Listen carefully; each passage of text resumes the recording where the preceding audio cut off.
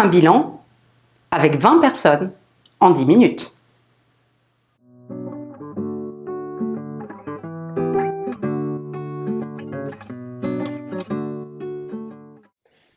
J'aime, abonnez-vous, votre avis et vos questions dans les commentaires et vous pourrez trouver dans la description tous les liens concernant notre travail, notamment le livre dont sont tirés tous les exercices que je présente dans ces vidéos. Merci!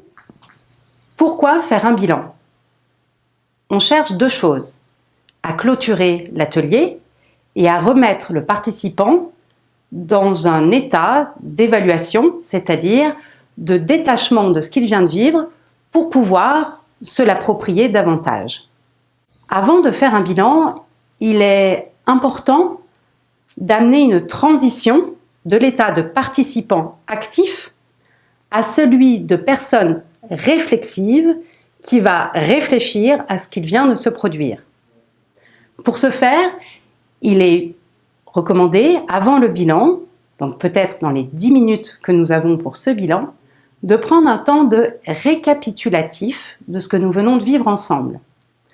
Ceci est un excellent passage pour la mémoire, se remémorer ce que nous venons de vivre, et pour passer de l'état de participant à celui de vivant dans son contexte général avec ce qu'il vient d'expérimenter, de vivre.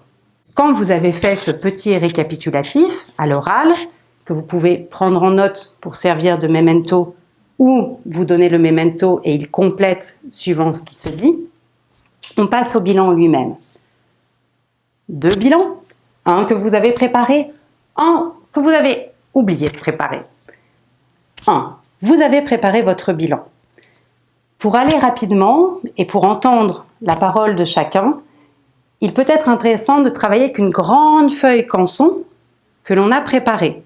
Ce rouleau canson est affiché sur le mur avec du blue tack, avec de la pâte à fixe et on y trouve dessus plusieurs endroits avec plusieurs entrées qui nous semblent intéressants d'évaluer ou d'entendre les participants s'exprimer dessus.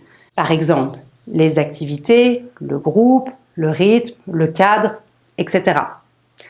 On prévoit une ribambelle 20 feutres rouge et vert et les participants ont 5 minutes pour passer dans chacune de ces entrées et noter des mots en vert quand c'était très bien, en rouge quand c'est quelque chose à reprendre et ainsi on a une fresque qui se dessine. Quand quelqu'un a déjà écrit ce que l'on souhaitait dire, on le souligne.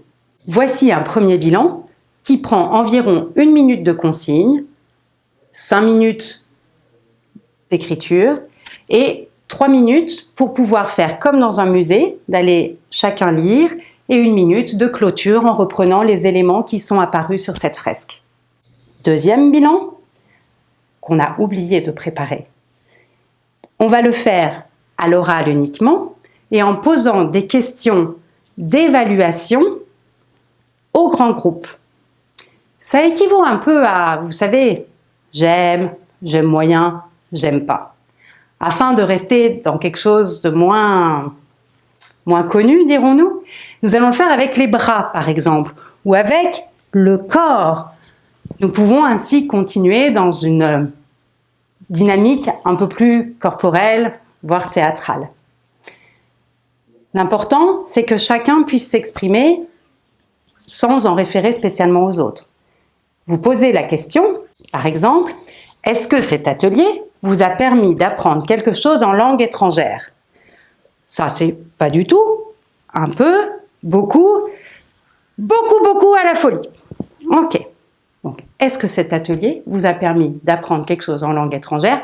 1, 2, 3, et on dessine ce que l'on souhaite dire.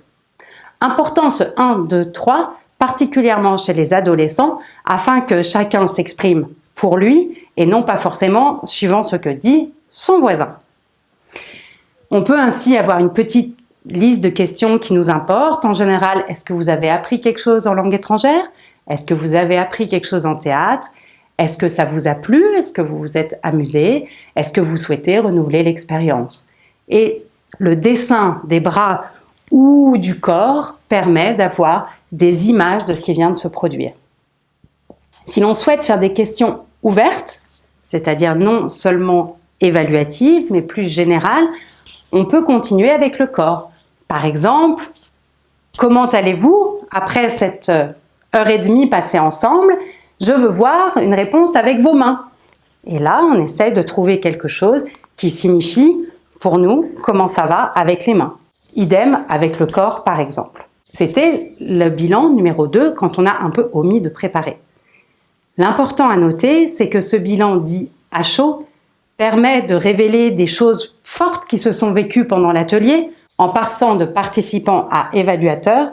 Mais si vous voulez un vrai bilan à froid qui permet à la personne qui a participé de voir en quoi cet atelier lui permet de se nourrir dans sa vie quotidienne, il est bon de prévoir un autre bilan, par exemple par questionnaire envoyé par la suite, et en retirer des choses pour que nous puissions continuer à avancer comme professionnels avec ce qui se vit avec nos participants. Merci.